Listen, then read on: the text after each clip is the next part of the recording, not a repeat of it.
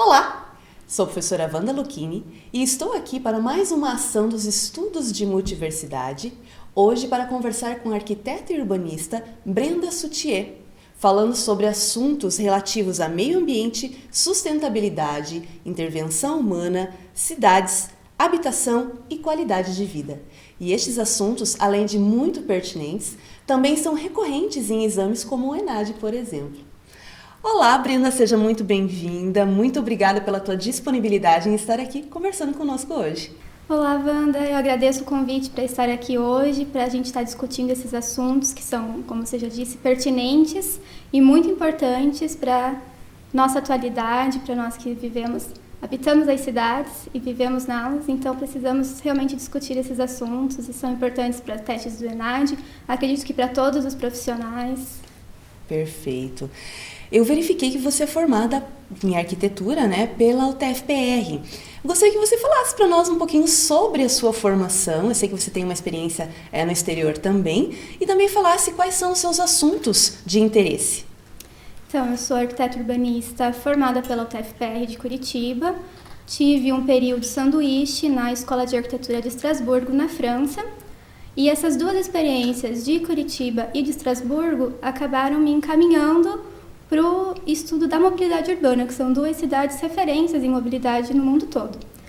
Então, acabei buscando mais uma vez no exterior me especializar nesse assunto. Então, eu tenho um mestrado em transporte e desenvolvimento sustentável pela École des Ponts, École des Mines e École Polytechnique em Paris, na França.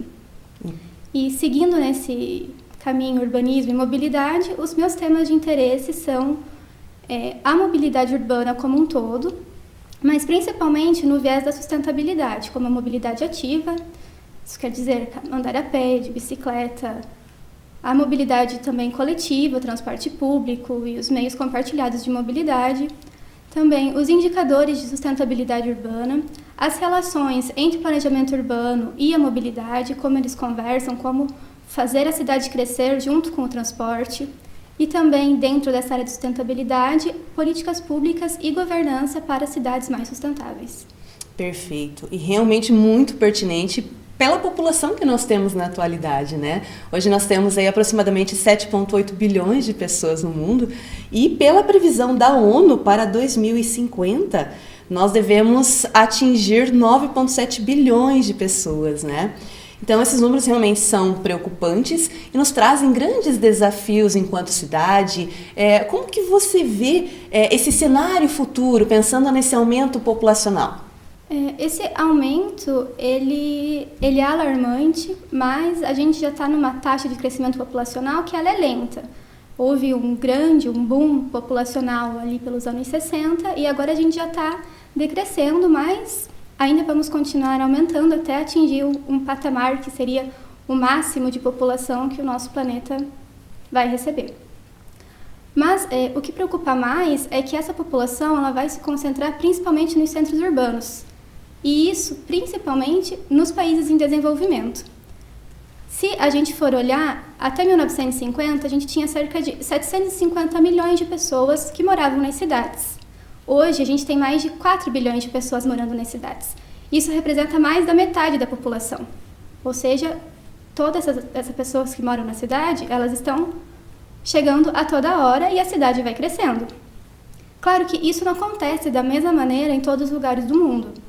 Por exemplo, se a gente for pegar o continente europeu, que a população já está estabilizada, eles têm uma média de crescimento de 0,1% ao ano. Enquanto isso, se a gente olhar o continente africano, essa média é de 2,3% ao ano. Então, essas projeções da ONU, elas mostram que no futuro a gente vai ter megacidades, principalmente nesses países onde a gente sabe que a realidade econômica ela não acompanha o crescimento populacional. Então, isso vai trazer diversos problemas que a gente já conhece de desigualdade e principalmente nessa questão mesmo do desenvolvimento urbano, de como a gente vai ocupar essas cidades. Se a gente for olhar as maiores metrópoles do mundo hoje em dia, elas estão em países em desenvolvimento. Estão no México, estão no Brasil, o nosso exemplo de megacidade que é São Paulo, temos Delhi na Índia, temos Pequim na China, então são as maiores cidades e elas estão nesses países. E o que a gente observa muito em comum é que essas pessoas elas foram chegando, vindas lá do êxodo rural, que a gente já conhece essa história de um processo de longos anos. E o que acontece? Elas chegam na cidade, já existe uma cidade formal estabelecida, e essas pessoas elas não conseguem se inserir dentro dessa realidade. O que acontece? Elas acabam indo para fora da cidade. E aí a gente observa um processo de favelização, de periferização e muita ocupação irregular. Às vezes, mesmo no Brasil, que a gente observa, tem lugares que você olha, você não é uma favela, mas é uma ocupação irregular. São pessoas que chegaram e elas foram construindo suas moradias onde elas podiam, porque elas não tinham condições econômicas de entrar na cidade formal. Então isso vai fazendo a cidade expandir e as pessoas chegam num lugar onde a própria cidade não chegou ainda.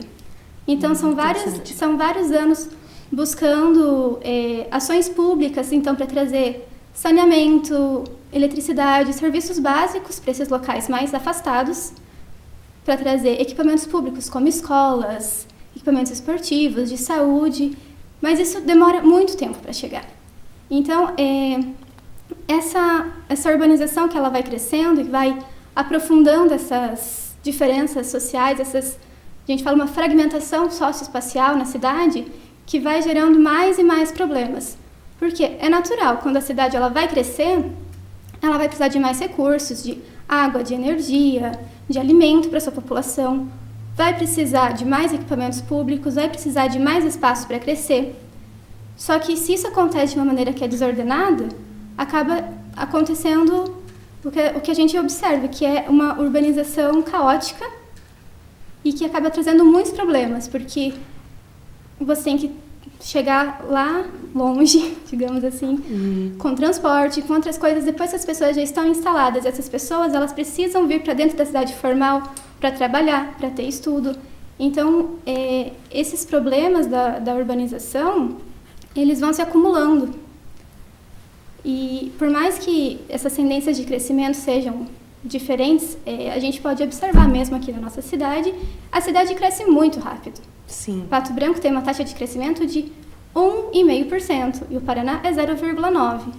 Então, se a gente observa a olho vivo, como dizem, a cidade está crescendo e às vezes nem sempre de uma maneira planejada. Da maneira ideal. Então, esse cenário para o futuro, que é esse crescimento muitas vezes sem planejamento, com muitas desigualdades socioespaciais, se soma à crise ambiental, à urgência climática que nós estamos vivendo, que isso vai trazer outras questões que a cidade precisa tratar para se adaptar ao que está por vir. Às vezes a gente fala, num horizonte de 50 anos, 100 anos, o clima vai mudar. Mas essa adaptação, a construção dessa resiliência tem que ser agora. Então a gente vai ter ao mesmo tempo a população crescendo, a mudança climática chegando e a gente tendo que buscar soluções para as nossas cidades. Perfeito. A gente percebe essa preocupação já que vem ocorrendo a partir de conferências, né, de um determinado tempo para cá. Nós temos, inclusive, as ODSs, que tem várias previsões para até 2030, em especial o Objetivo 11, que cuida dessa questão das cidades sustentáveis, né? Mas a gente sabe que há muito ainda a se percorrer e na sua visão, você acha que é possível se atingir o objetivo proposto pela ONU a partir das ODSs, das cidades sustentáveis ou não? E explica para nós um pouquinho o que seria esse conceito de cidade sustentável. Nós criamos esse termo de cidade sustentável porque a gente tinha um modelo de cidade que era insustentável. E isso, ele vem do modelo econômico que a gente tinha até mais ou menos os anos 70 do século passado, que era um modelo de crescimento ilimitado. A gente acreditava que ia sempre ter energia, que sempre ia ter recursos para suprir a nossa demanda. Que o desenvolvimento dependia das cidades em si, né? Exatamente. Então, a gente vem com essa ideia de que vai crescer e a natureza vai sempre suprir a nossa demanda. E foi assim desde sempre, porque a cidade ela surge quando o homem percebe que ele pode moldar a natureza para responder às suas necessidades. Que é quando começa a agricultura, a pecuária, lá, as primeiras aldeias, o homem percebe que ele pode dominar a natureza. Então, desde lá, as cidades já foram crescendo, a gente já tinha cidades com mais de 1 milhão de habitantes na antiguidade. Roma, Alexandria, eram cidades muito grandes. Mas era só em um lugar. Então, a natureza ela se regulava e ela conseguia continuar suprindo a necessidade.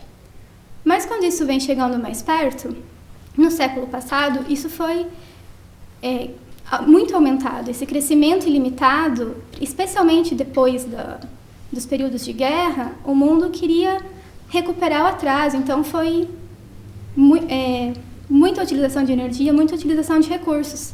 Até que chegou nos anos 70, a gente teve uma crise do petróleo. E isso foi um choque de realidade, porque as cidades, elas cresceram muito depois do pós-guerra, especialmente com o quê? Com o carro, o veículo particular se popularizou no mundo inteiro, virou um símbolo de uma geração. E é tudo aquilo baseado na energia que vinha do petróleo, era uma energia barata. Chega os anos 70, isso vai mudar, porque a gente teve uma crise, o preço do petróleo foi lá em cima, e foi um choque de realidade para parar e pensar que não dava para viver ilimitadamente, que uma hora o recurso ia acabar. Então, em 72, numa conferência em Estocolmo, da ONU, que vai ser chamada a atenção para esse impacto ambiental das ações humanas, que foi chamada a atenção, precisamos fazer alguma coisa, precisamos mudar. Mas é só em 87 que vai ser lançado um documento que se chama Nosso Futuro Comum, onde vai ser definida essa ideia de sustentabilidade, que é o quê? É um processo onde a gente consegue suprir as necessidades da geração atual sem comprometer a geração futura. Mas isso sem a gente estar falando de cidade especificamente, a gente está falando no geral, buscar um outro modelo de desenvolvimento econômico. Que vem a ser hoje o que a gente chama de sustentabilidade, né? Uma definição que foi aplicada. Exatamente. Então, já lá no final dos anos 80, já se cria essa ideia de que a sustentabilidade ela é baseada em 3 dimensões, que é econômica, social e ambiental. Ou seja, aliar esse desenvolvimento econômico e social, preservando o que a gente já tem de recurso e, especialmente, diminuindo a quantia de recursos que a gente precisa utilizar. Mas tudo isso era muito novo e era visto no âmbito global. Isso só vai ser trazido para a realidade local quando ocorreu a Eco 92, que foi realizada no Rio de Janeiro. E aí é criada a Agenda 21, que tinha objetivos para o século 21. E é aí que vão ser elencados vários tipos de objetivos para energia, objetivos para o recurso hídrico, vários objetivos, entre eles objetivos para as cidades. Então é aí que vai começar a se falar em sustentabilidade urbana, em cidade sustentável. Então, qual uma definição de cidade sustentável? É o contrário da cidade insustentável, é tudo que a gente fazia, não quer dizer que tudo que a gente fazia estava errado, mas é principalmente essa questão da redução de demanda de recursos naturais, especialmente água e energia, a redução da poluição do ar e das águas, e vem também que eu digo que vai além da parte ambiental, que muitas vezes a gente foca no ambiental e esquece o resto. Mas vem também muito forte a parte econômica e social, que vem a economia local diversificada, você vai ter princípios de equidade social, de justiça social, de participação cidadã. Hoje em dia, também super importante, quando a gente fala de cidade sustentável, você fala em igualdade entre os gêneros. Então, são várias coisas que vão se acumulando para você ter uma cidade sustentável, porque ela tem que ser sustentável de todos os pontos de vista. Perfeito. É interessante porque normalmente, quando a gente ouve falar em sustentabilidade, remete-se automaticamente ao meio ambiente. E como você comentou, na verdade envolve pelo menos 3 dimensões. Além do meio ambiente, as pessoas que ali habitam, né, e que também interferem nesse ambiente, e a questão econômica. Então, quer dizer, não é um meio de parar a economia porque precisamos exclusivamente cuidar das pessoas e do ambiente. Não, é justamente a partir dessa trilogia, né, desse tripé que se pensa em sustentabilidade. Só que a maior dificuldade é mensurar isso, né? Porque, veja, nós falamos em cidade sustentável, mas como de fato a gente sabe se a cidade é sustentável ou não? Como medir isso? Qual a métrica utilizada para essa medição? O conceito ele engloba várias coisas, desde a habitação até a participação cidadã, para você medir isso, você vai precisar englobar todos esses quesitos também. Ao longo dos anos, desde que começou essa discussão de cidade sustentável, esses indicadores eles foram evoluindo. Então, antes da gente ter até o próprio conceito de sustentabilidade, a gente tinha o quê? Indicadores ambientais. Às vezes numa escala macro, numa escala de país, a gente ia ter indicadores sobre energia, indicadores hídricos, enfim, baseados no que a gente sabia medir, que era o indicador ambiental. Depois, quando a gente tem a Agenda 21, vão ser elaboradas listas de indicadores baseadas nos objetivos locais. Então, o que vai mais definir como medir isso é o objetivo local, o que cada cidade busca, o que cada país busca. Porque, como as realidades são muito diferentes, às vezes para um lugar não é interessante medir um indicativo. A gente vê hoje, por exemplo, em alguns estudos que são feitos em escala global de indicadores, os famosos rankings de cidades sustentáveis, que, por exemplo, para um país desenvolvido, mais desenvolvido, às vezes alguns indicadores, especialmente indicadores sociais, não são levados em consideração, porque para eles aquilo não é um problema. Não é uma coisa que eles precisem estar focalizando tanto. Agora, por exemplo, se a gente for pegar Brasil ou América Latina em geral, países africanos, um indicador importante: acesso à água potável, acesso a esgoto. Saneamento. É a nossa realidade. Então, para cada local, vai ser a partir dos objetivos que esse local definiu, quais indicadores vão ser utilizados. Mas, para dar um exemplo da complexidade, eu vou falar um pouquinho de mobilidade, que é a parte que eu domino um pouco melhor. Por exemplo, às vezes a gente pega a mobilidade, ela não é só ambiental, não é só econômico, não é só social. Você vai pensar a mobilidade, ela vai englobar esses 3 pilares. Se você quer saber se uma cidade tem uma mobilidade sustentável, você não vai olhar apenas indicadores de infraestrutura. Por exemplo, eu tenho tantas linhas de ônibus, tenho X quilômetros de linhas de metrô. Isso é um indicador de infraestrutura, isso é básico de saber. Depois eu vou olhar quanto eu estou emitindo de poluição, quanto estou emitindo de gás de efeito estufa ambiental. Mas quando você começa a aprofundar a questão, você quer saber quanto a minha população está gastando para se locomover, quanto isso pesa no bolso do cidadão. As pessoas que precisam de transporte público, por exemplo, para trabalhar, elas têm acesso? O transporte público vai da casa delas até onde elas trabalham? Quanto tempo elas perdem nisso? Elas levam meia hora? Elas levam 2 horas? Então, esses indicadores, eles vão entrar nos 3 pilares.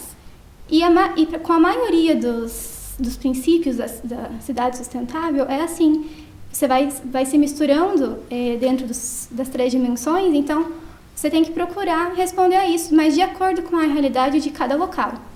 E isso a gente, nos últimos anos, a gente acompanha, vem sendo feito, por exemplo, a partir de planos diretores ou planos de mobilidade. A cidade vai definir quais são os seus objetivos num horizonte de 10, 20 anos, e para poder acompanhar se elas estão progredindo para o que elas querem, elas vão então elencar quais indicadores elas vão estar observando ao longo desses anos.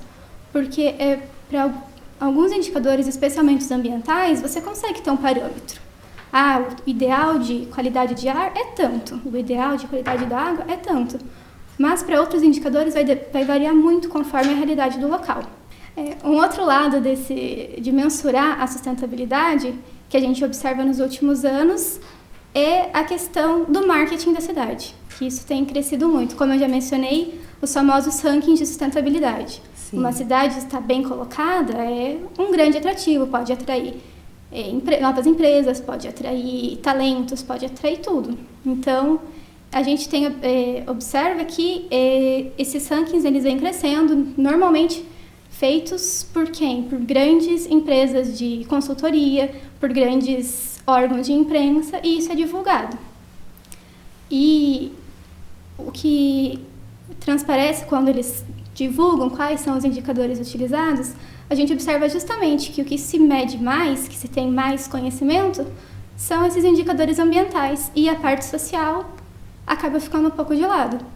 Então, nesses rankings, você vai ter sempre as mesmas cidades nos primeiros lugares, porque também não é uma comparação justa. Você pegar uma cidade do norte da Europa e vim comparar com uma cidade da América Latina, uma cidade africana. Sem contar que no próprio Brasil nós temos uma diversidade muito grande pela dimensão do nosso país, né? Exatamente. Então, esses rankings, eles são válidos, eles dão uma ideia, eles trazem inspirações para cidades que querem seguir, mas tem que ser olhado com cautela e saber que muitas vezes aquilo ali não vai refletir a realidade do local, porque vão pegar justamente indicadores que a gente sabe como medir. Agora, outros indicadores, como a gente vai medir a participação cidadã. As pessoas estão realmente ajudando a construir aquela cidade sustentável? As pessoas estão percebendo que essa cidade está sendo transformada, que está sendo planejada, ou elas estão ficando fora disso? Então, como a gente vai medir isso? E para complementar também nesse sentido de medidas, por muito tempo não se sabia como escolher esses indicadores e cidades menores, principalmente, ficavam um pouco perdidas até para elaborar os seus planos de urbanismo sem saber que indicadores escolher para saber se estavam no caminho certo. Então, uma iniciativa que partiu de associações de prefeitos e de cidades do mundo inteiro acabou levando à criação de uma norma ISO para as cidades. Então, hoje a gente tem uma norma ISO para cidades sustentáveis que elenca mais de 120 indicadores para dizer se a cidade é sustentável ou não. Então, existem hoje em dia acredito, mais de 100 cidades que já são certificadas em vários níveis e elas se comprometem a todo ano estar reportando esses indicadores para receber uma certificação ISO de cidade sustentável. Então, acabou se tornando como um parâmetro para saber como medir isso tudo. Mas aí fica um pouco mais fácil até para o entendimento, porque a ISO tem uma credibilidade, é uma norma internacional, né? Então acaba facilitando para que a gente possa entender e de fato se percebe uma coerência um pouco maior nessa análise, como você comenta, né? Exatamente, mas é um pouco diferente de outras normas que trazem parâmetros ou números exatos a serem atingidos. Ela é mais num sentido de orientação mesmo. Ela traz esses indicadores, mas cada cidade que vai escolher, conforme os seus objetivos, o que é mais relevante, e se esse indicador está melhorando, ok, mas a norma em si ela não diz qual o valor que esse indicador tem que atingir. Então, vai dar ambição, digamos assim, de cada cidade saber quando vai atingir o seu objetivo. Entendi.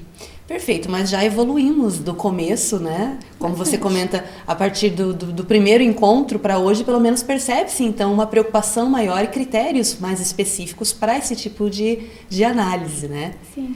E a gente vem já de algum tempo, né, pensando, inserindo no nosso dia a dia essa preocupação com o meio ambiente, com as pessoas e tudo mais, mas mesmo assim vimos de uma vida atribulada, de uma correria e de repente nos deparamos com uma pandemia a partir do ano passado e consequentemente tivemos sim algumas mudanças de hábitos em função da pandemia, um pouco relacionado com o meio ambiente de forma consciente ou às vezes sem estar consciente de que estávamos mudando e beneficiando nesse sentido. Como que você vê o fato da pandemia para a questão das cidades sustentáveis, para a sustentabilidade em si? Sim, com certeza. Desde lá no começo, quando teve a primeira onda, digamos assim, a gente já percebeu várias mudanças. Qual foi a primeira reação de todos os países do mundo? Fechar aeroporto. Fechou os aeroportos, o que a gente percebeu? Emissão de gás de efeito estufa foi lá embaixo. Então, foi um primeiro sinal de que as coisas poderiam mudar. E depois, quando tinha várias cidades, até vários países em situação de lockdown, a gente continua observando isso. A concentração de gás de efeito estufa na atmosfera diminuiu muito. Cidades que tinham o ar sempre poluído estavam com bons indicadores. A questão hídrica também, cursos de água em zonas urbanas voltaram a estar mais limpos. Em vários locais a gente via na imprensa a vida silvestre voltando, animais que ficavam trafegando nas estradas, ou até mesmo nos zoológicos que estavam fechados, o comportamento dos animais mudou, porque não tinha mais o ser humano interferindo. Então, isso foi muito no começo. Porque parou tudo. Então, foi o quê? 2 meses, digamos assim, entre aspas, 2 meses, onde o ser humano não estava mais interferindo tanto na natureza. E aquilo mostrou que talvez a gente pudesse seguir um outro rumo, que realmente a nossa intervenção era maléfica. E após esse período, quando as cidades e os países começam a planejar sua reabertura, começam outras questões, porque muitas cidades têm a sua mobilidade cotidiana baseada no transporte público. Sim. E isso é uma parte super importante da sustentabilidade urbana, você utilizar o transporte público ao invés de utilizar o automóvel particular. Então, chega a volta do lockdown, a reabertura, o que você vai fazer? Onde é que você vai colocar as pessoas que antes pegavam o transporte público e agora não vão mais poder pegar porque está com uma capacidade limitada ou porque as pessoas estão com medo de pegar um transporte público lotado? O maior medo foi o quê? Todas essas pessoas vão começar a utilizar o automóvel. Vamos ter condicionamento, vai ter maiores índices de poluição de novo. Então, em vários locais do mundo, isso mesmo no Brasil, mas especialmente nas grandes cidades, foi uma grande preocupação no início. Então, o que a gente observou, o que foi feito, em muitos locais foi incentivado a mobilidade ativa, por exemplo. Várias vias que antes eram para carros foram destinadas para bicicletas. O governo lançando auxílio financeiro para a pessoa reparar aquela bicicleta que está parada, ou para a pessoa comprar uma bicicleta elétrica.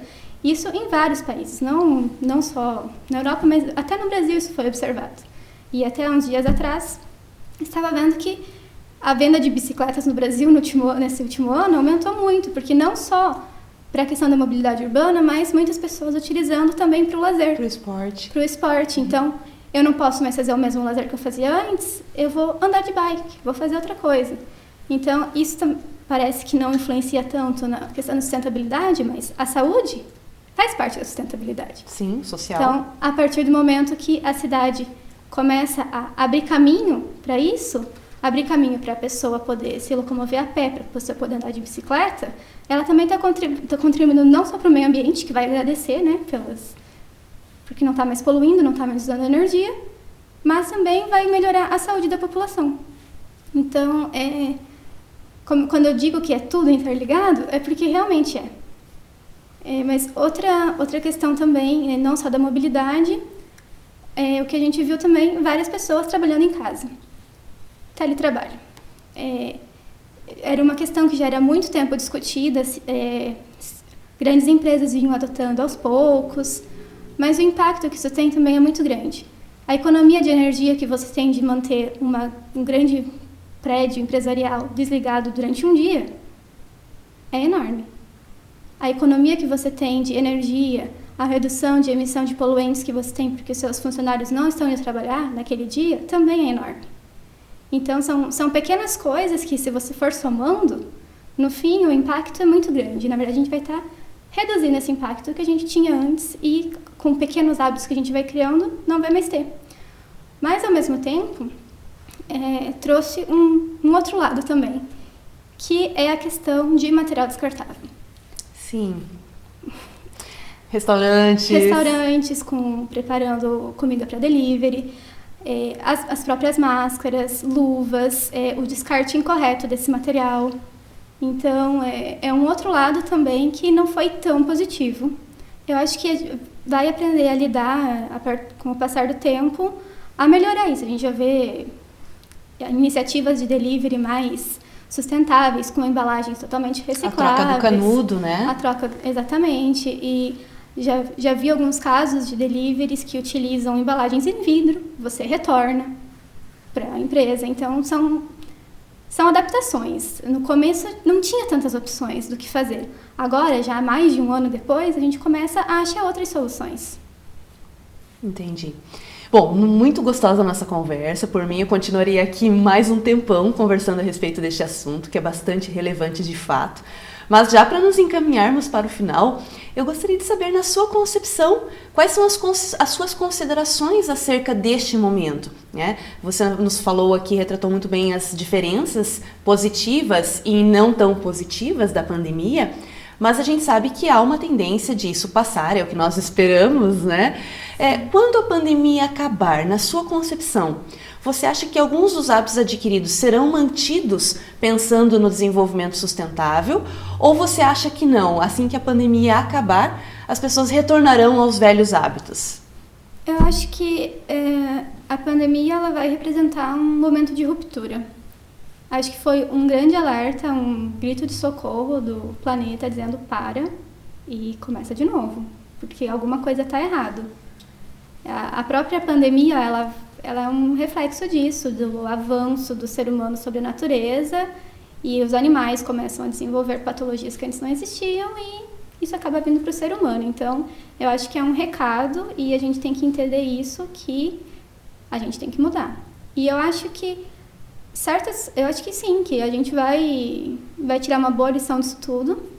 E a gente fala em hábitos ou modos de vida, né? Que o nosso modo de vida, aos poucos ele vai evoluindo e ele vai mudar, como já aconteceu em várias circunstâncias. Então, como eu citei, o teletrabalho vai estar mais presente, a gente vai, quem sabe, desenvolver novas formas de educação diferenciadas, não talvez o ensino à distância, mas espaçado, não sei como dizer isso. Eu acho que as coisas vão evoluir. E acredito também que, no sentido das cidades, como a gente já viu as cidades aproveitando esse momento para colocar em prática planos ambiciosos e que antes não conseguiam tirar do papel, principalmente nesse sentido de fazer a cidade mais para as pessoas, para os pedestres, para os ciclistas. A gente tem exemplos do mundo todo disso acontecendo, planos que antes ninguém conseguia tirar do papel e que hoje em dia já estão acontecendo, já estão implantados há mais de um ano e está provado que funciona. Então, eu sou otimista, eu acho que sim, que a gente vai conseguir se encaminhar mais para o lado da sustentabilidade. A gente viu redes de solidariedade surgindo, formas de você fortalecer a economia local, consumir local, ajudar o seu vizinho que é empreendedor. Então, sabe, acho que isso serviu, nessa parte social, serviu muito também para a gente se reconectar com as pessoas que estão no nosso entorno e fortalecer a nossa cidade como um todo. Então, eu acho que sim, que a gente vai seguir um caminho bom. Teremos uma herança positiva deste momento difícil, né? Esperamos. O próprio home office, a gente ouve muitas empresas comentando que é uma tendência que veio para ficar. Aqui em Pato Branco mesmo a gente tem várias pessoas, em especial da área de TI, por exemplo, que trabalham aqui, mas para empresas de outros países. Então a gente percebe que realmente essa é uma tendência que veio para ficar. Que ótimo! Brenda, muitíssimo obrigada pela sua participação, por contribuir com os estudos de multiversidade e esperamos que essa nossa conversa auxilie a muitos dos que estão nos assistindo a pensar um pouquinho sobre o que nós deixaremos de herança, né, social e ambiental para as nossas gerações futuras. Eu que agradeço, foi um prazer estar aqui conversando contigo hoje. Muitíssimo obrigado mais uma vez e a todos, até a próxima!